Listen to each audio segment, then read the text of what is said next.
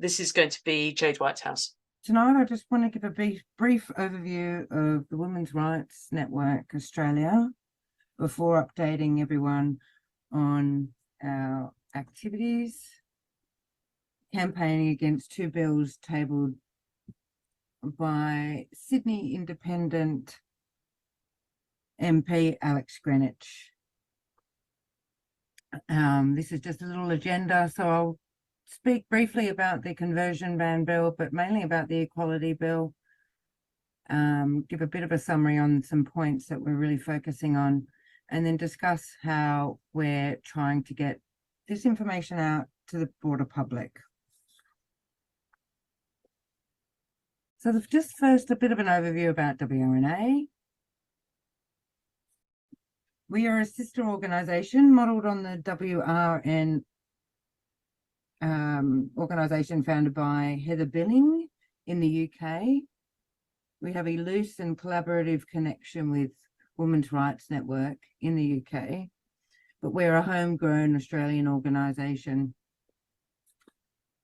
We campaign for sex-based rights in Australia.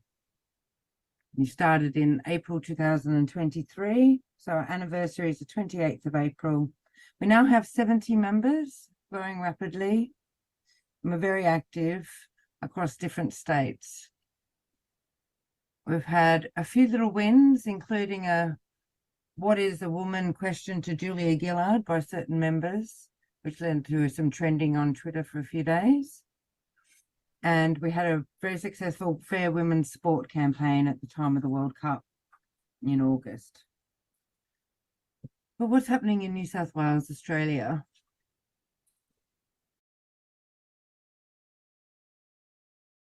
Alex Greenwich, MP, gave notice of the Equality Legislation Amendment LGBTIQA+ bill on the same day as 8 gender-critical women were presenting in the New South Wales Parliament in a session called "We Can't Talk About Sex." He posted this shot to Twitter on that same day. A secretive drafting process developed this bill. Alex Greenwich called for community consultation in 2022. However, only a number of broad themes were open for comment. The bill was described as a comprehensive omnibus bill to address all legislative barriers to LGBTIQA+ health and well-being. Despite repeated requests for access, the text of the bill was not made available until they were tabled on the 24th of August. On that day, Alex Greenwich thanked a number of pro-trans activists and charities in his second reading speech, including the staff at Equality Australia, ACON, the Gender Centre, Intersex Human Rights Australia, PIAC, the Public Interest Advocacy Centre, and the political party, the Greens.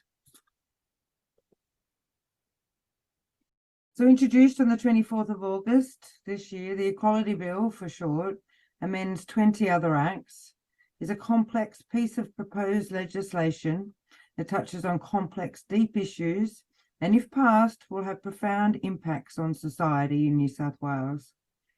Also tabled on the 24th of August was Greenwich's Conversion Practices Ban Bill, banning both sexual orientation and gender identity conversion practices. WRNA supports a ban on gay conversion, but not a bill that mentions gender identity.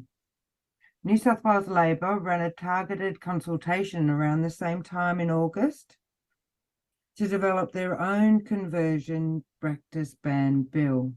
So the New South Wales Labor Party had promised before the 2022 election to ban LGBTQI+ conversion practices as well. But they did not promise to bring in sex self-ID. That was not an election promise. As it appears, the New South Wales Labor Party are developing their own conversion ban bill. WRNA and other aligned groups are seeking to educate the MPs of the differences between LGB and TQ+. It is clear MPs do not understand the difference.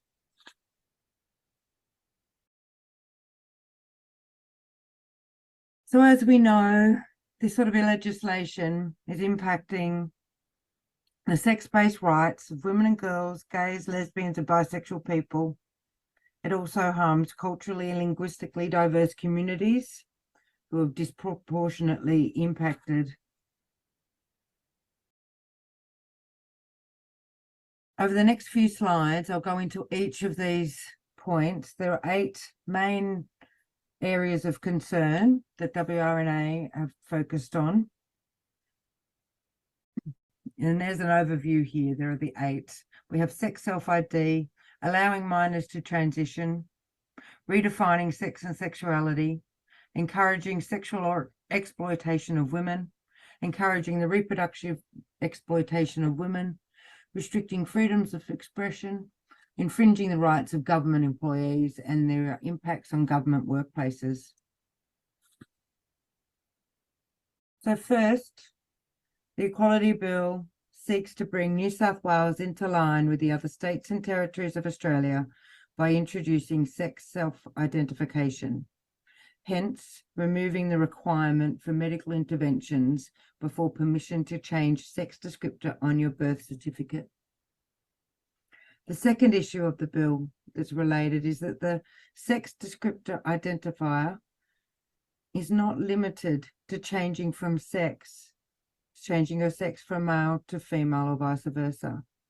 But there is a third option where you can indicate any other descriptor of sex, with the examples in law, including on the bill, agender, genderqueer, non-binary. So considering the nonsensical nature of this, we can have a cat gender, we can have a pup gender, we can have whatever we like in New South Wales. This is removing the binary nature of sex from law in New South Wales. The third point of alarm for women and girls is that the bill seeks to amend New South Wales laws to delete all offences relating to prostitution. This includes the crime of living on the earnings of prostitution, causing or inducing prostitution, or coercing a sex worker to give up their earnings. Other offences cover advertising, misuse venues, and solicitation. They'll all go.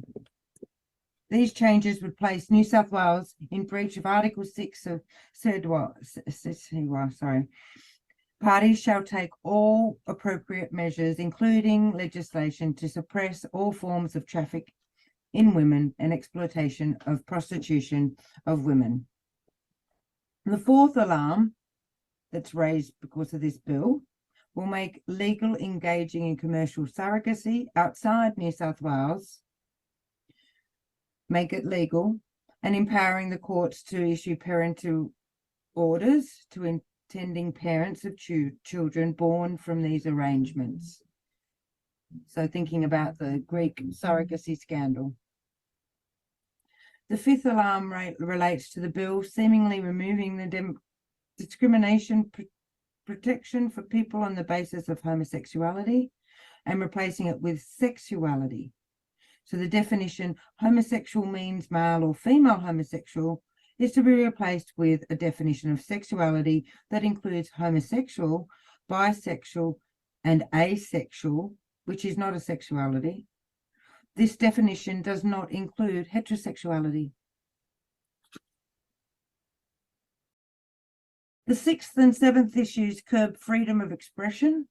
The bill would criminalise outing somebody's sexual orientation or gender identity or sex worker status. Yes, the bill introduces protections for sex workers as an occupation. No other occupation is protected in this way. The bill introduces criminal personal violence for outing someone's gender history. This would apply to online communication such as Twitter or Facebook, making it a criminal offence to correctly refer to a male person as a man or a female person as a woman on social media. The bill also expands restrictions on flags, banners, and other political expression. So I think that our definition of woman t-shirts would be banned. It could criminalise a person whose partner has told them they are transgender, and who wants to discuss this development with a trusted friend, relative, or counsellor. Seventh concern, the bill seeks to make amendments to a number of acts to allow transgender and intersex people to select the sex of a person carrying out a body search. It's compelling women to have to search a man who thinks he's a woman. No consideration for her rights in her employment. The law currently states that all searches on prisoners must be conducted by a person of the same sex. This bill will amend that provision to allow a person who says they are a transgender to select the sex of an officer who strip searches them. The transgender person doesn't need to have altered their sex descriptor or fulfill any other requirements. They can just simply assert at that point that they seek to live as a member of the opposite sex and will then have the right to be treated as such and compel a female police officer to search them. Finally, as if that's not enough, the bill seeks to amend the Government Sector Employment Act by inserting diversity targets and quotas for all New South Wales public sector agencies. There is no need for targets relating to the sexual orientation of employees, and there is certainly no need for affirmative action policies for males who say that they are female. The bill also seeks to make changes to the current eligible person category of identified jobs for people who belong to a particular group by adding intersex and transgender people as categories. This change would mean that there would potentially be roles in the public service in New South Wales only open to transgender people.